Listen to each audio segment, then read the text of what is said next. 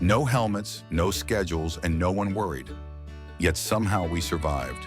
In the 1960s, summer meant sticky Kool-Aid fingers, bikes speeding through the neighborhood, and fireflies caught in mason jars.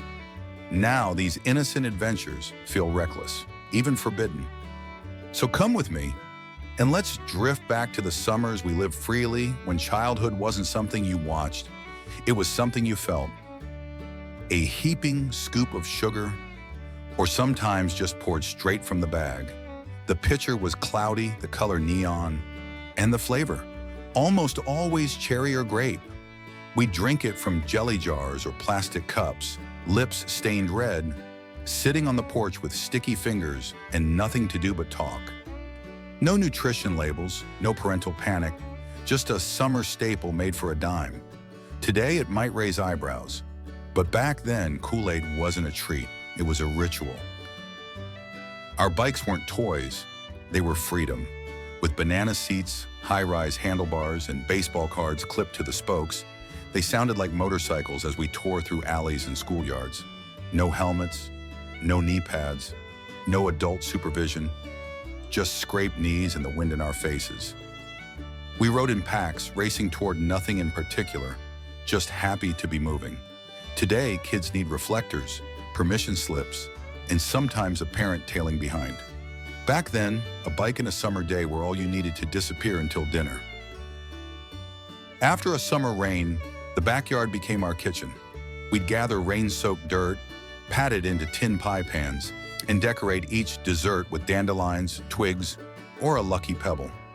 No one told us to stop. No one worried about germs or runoff.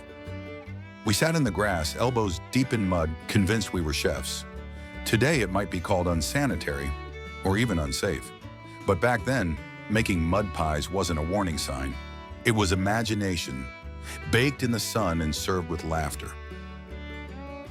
With a mason jar in one hand and muddy feet sinking into the creek bed, we crept through tall grass like explorers.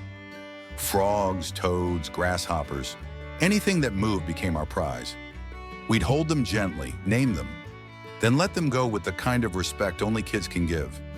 No one worried about warts or bacteria or whether we'd fall in.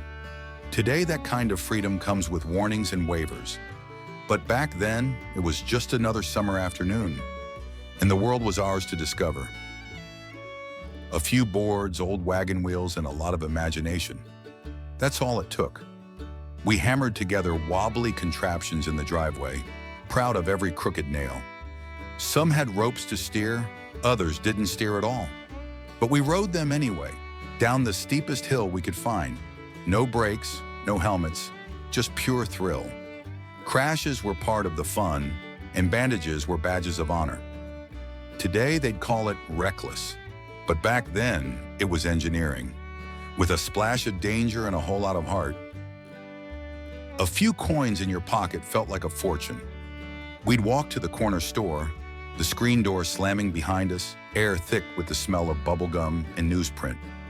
Rows of candy jars, Coke in glass bottles, maybe a wax bottle or a jawbreaker that lasted all day. The clerk knew our names, no barcodes, no scanners, just trust and a smile. Today it's chain stores and self-checkouts, but back then the corner store was more than a shop. It was a stop on the map of our childhood. Shoes were for school and church. In the summer we kicked them off and never looked back. We ran across gravel driveways, hot pavement, and muddy yards like it was nothing. Our feet got tough fast, calloused, scraped, maybe a stubbed toe or two. But we didn't care. We felt everything. The soft grass, the sun-warmed sidewalk, even the surprise of a bee sting.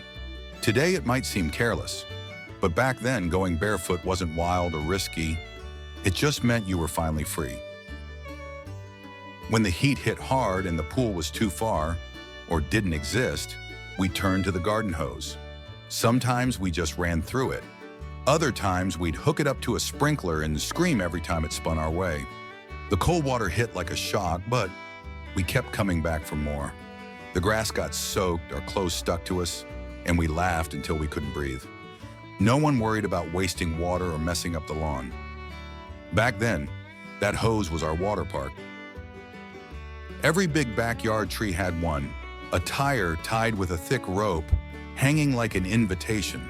We'd twist it up tight, then let go, spinning so fast the world turned a blur. Some of us swung high and leapt off midair like daredevils. Others just closed their eyes and drifted in the breeze. No safety harnesses, no soft landings, just grass, gravity, and pure joy. Today it might need a warning sign, but back then, that tire swing was all the thrill we needed. It didn't matter if we were 10 feet from the kitchen door, it felt like the great outdoors. We pitched old canvas tents or draped sheets over lawn chairs, crawled inside with flashlights, comic books, and maybe a bag of chips. Every sound in the dark was exciting or terrifying. We whispered ghost stories, spotted fireflies, and stayed up way past bedtime. No bug spray, no adult supervision, just stars overhead and the thrill of being on our own. It wasn't far, but it felt like freedom. That jingle in the distance could cut through any noise. Lawnmowers, barking dogs, even dinner calls. We'd freeze for half a second, then bolt, barefoot, yelling, clutching coins or crumpled dollar bills. We chased that truck like our lives depended on it. The choices felt endless. Drumsticks, push-ups, rocket pops that stained your tongue red, whiter and blue.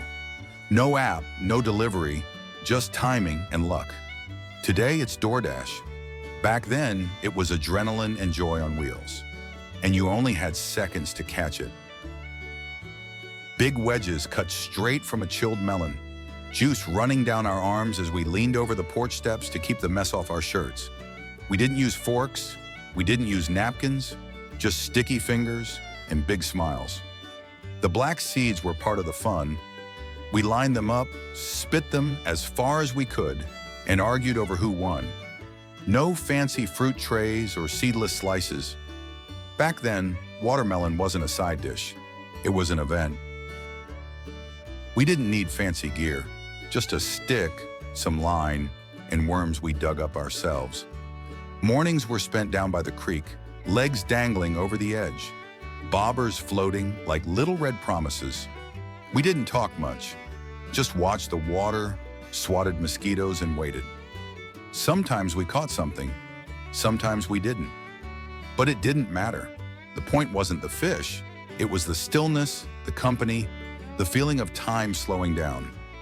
Today, everything's fast, but back then, fishing taught us how to sit still and just be. As the sun dipped low and the sky turned pink and gold, the real fun began. We played kick the can, hide and seek, ghost in the graveyard, darting between trees, crouching behind cars, hearts pounding with joy. The streetlights flickered, fireflies blinked, and laughter echoed across front yards. No one called us in just yet. This was the magic hour, when shadows grew long and imagination came alive. Today, dusk means screen time, but back then, it meant running free until the night said it was time to stop. One flicker from the street lamp and everything stopped. Tag games froze, bikes rolled to a halt, and we stood there, sweaty, out of breath, not ready for it to end. Moms stepped onto porches, voices floating through the dusk. We didn't argue, we didn't stall, we just knew.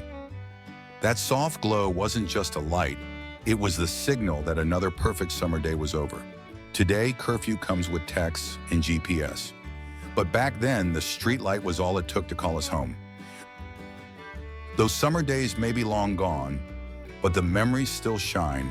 Sticky fingers, bare feet, and laughter echoing into the dusk. We didn't need much, just time, space, and each other. If you remember days like these, you weren't just there, you lived it. Thanks for taking this trip back with us. Be sure to subscribe for more journeys into the America we grew up in. And don't forget to share your favorite summer memory in the comments below.